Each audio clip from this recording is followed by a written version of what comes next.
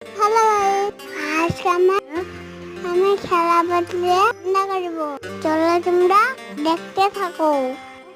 চলো পুতুল থেকে দেখে বাজার কথা নেই।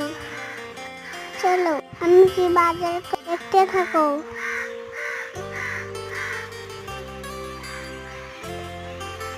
আমাকে গাছ তুলে নিলাম, তারপরে একটি পাতা তুলে নিলাম। আমি এবার কাটতে পারবো। দেখো রান্না করি। এবার আমি খেতে দিব। দেখতে থাকো। খেতে খেতে